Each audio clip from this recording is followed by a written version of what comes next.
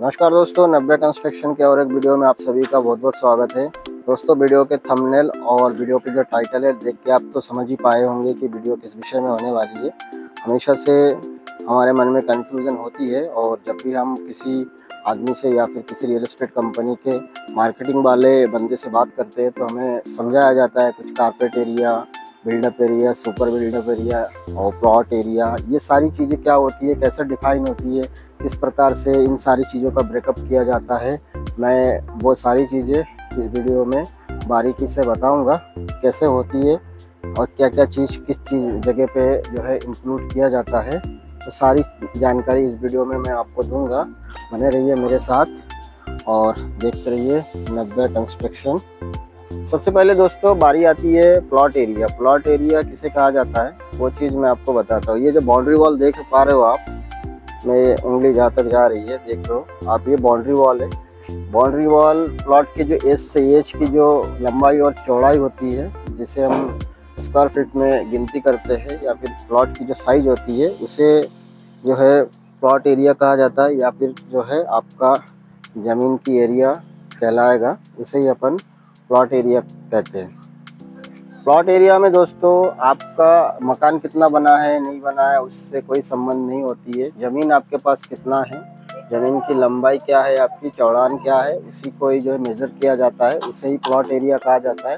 Plot की लंबाई को गुणित चौड़ाई से कर दीजिए आप, जितना होगा उतना ही स्क्वायर फीट आपके पास ज़मीन होगी, उसे ही प्लॉट एरिया कहा जाता है। इसके अलावा और किसी चीज़ को प्लॉट एरिया नहीं कहा जाता है। तो आप अच्छे से समझ लीजिए कि प्लॉट एरिया किसे कहते हैं। दोस्तों सुपर बिल्डअप में एक बार जो आपकी प्लॉट एरिया के बाद नेक्स्ट स्टेप आती है जो हमारा super buildup area. Super buildup area किसे कहते हैं वो मैं बताऊंगा अभी आपको। सुपर बिल्डअप में एक तो जो आपका प्लॉट एरिया हो गई है, ये जितने भी एरिया में प्लॉट में आपकी मकान बनी है वो एरिया हो गई है, और प्लस जो है आपके मकान कितने एरिया में बनी है वो सारे को कैलकुलेशन किया जाता है। जैसे कि आप देख सकते हो यहाँ पे ये जो है मकान बनाई गई है, मकान का एरिया प्लस जितने एरिया में आपके और भी एमिनिटीज़ बनाई गई है। जैसे कि यहाँ पे एक उदाहरण के तौर पे समझ लो आप, जैसे कि ये स्विमिंग पूल बनी है, स्विमिंग पूल को भी इसके अंदर सुपर बिल्डअप के अंदर कैलकुलेशन किया जाएगा। स्विमिंग पूल के साथ साथ इसके जो बैलेंसिंग टैंक वगैरह है, सारी चीज़ें जो है इसमें जो लॉन वगैरह सारी चीज़ें जो है आपका सुपर बिल्डअप एरिया में कैलकुलेशन किया जाता है। तो दोस्तों इस प्रकार से कुछ सुपर बिल्डअप एरिया को कैलकुलेट किया जाता है। इसके बाद बारी आती है बिल्डअप एरिया की। बिल्टअप एरिया किसे कहा जाता है? बिल्टअप एरिया बेसिकली मैं आपको अभी समझाऊंगा सारी चीज़ें।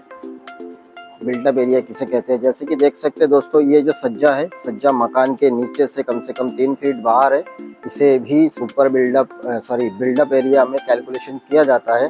बिल्डअप एरिया में और भी चीज़ें होती है, जैसे कि देख सकते हो स्टेयर केस को भी बिल्टअप एरिया में गिना जाता है। बिल्टअप एरिया में आपका सज्जा भी हो जाएगा, बालकनी भी हो जाएंगी। मैं आपको लेके चलता हूँ, दिखाता हूँ किन किन चीज़ों को जो है बिल्टअप एरिया में गिना जाता है, कैलकुलेशन किया जाता है। ये जो आप स्टेयरकेस देख रहे हो इसे भी बिल्टअप एरिया में ही कैलकुलेशन किया जाएगा। दोस्तों इसके बाद जो है आप देख सकते हो, ये है बालकनी आपका, ओपन टेरिस बोलिए या फिर बालकनी बोलिए, इसे भी बिल्टअप एरिया में कैलकुलेशन किया जाता है। देख सकते हो ये बहुत बड़ी सी एक बालकनी है। बालकनी को भी आप बिल्टअप एरिया में जो है आप कैलकुलेशन आपको करना पड़ेगा, और कैलकुलेशन होती भी है।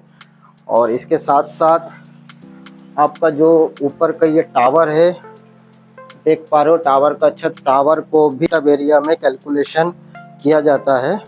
तो मोटा मोटी आप इतना समझ लो कि आपका मकान, जितने भी आपके मकान में स्लैब के प्रोजेक्शन है, सारी चीज़ें जो है स्टेयर वगैरह सारी चीज़ें जो है बिल्टअप एरिया के अंदर ही काउंट होती है। जहाँ पे भी मकान बना है आपका, छत जहाँ तक भी है, उस चीज़ को बिल्टअप एरिया के अंदर कैलकुलेशन किया जाता है।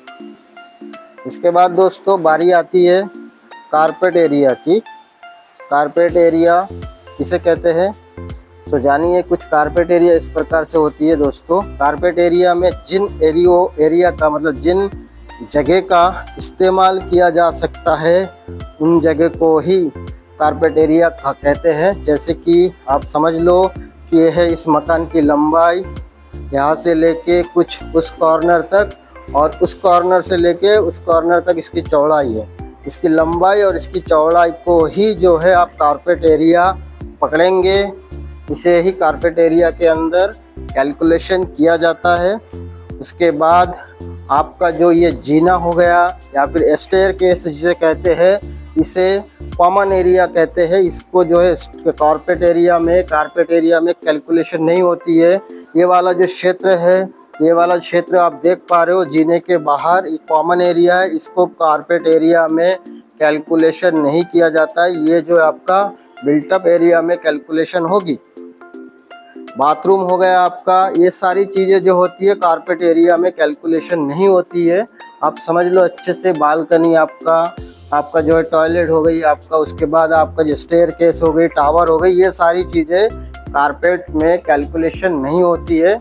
कुल मिला के जो क्षेत्र का इस्तेमाल किया जाता है उसी क्षेत्र का ही जो है कैलकुलेशन किया जाता है कारपेट एरिया में। जैसे कि मान लीजिए कि इस जगह का किसी भी चीज़ के लिए उपयोग, जिम के लिए, नॉर्मली जिम के लिए अगर उपयोग किया जा रहा है, जिम का सेटअप है, यहाँ पे जिम के लिए ये कमरा बनाया गया है, तो इसे जिम का कारपेट एरिया कहा जाएगा। और इसकी लंबाई इस कॉर्नर से इस कॉर्नर में कितना हो रही है और इस कॉर्नर से इस कॉर्नर में कितनी आ रही है, यही इसका जो है कारपेट एरिया कहा जाएगा। ना कि बाहर का कॉरिडोर, ना जीना और ना टॉयलेट, ये कारपेट एरिया के अंदर गिनती में नहीं आएगी, और ना ही इसका बालकनी गिनती में आएगी।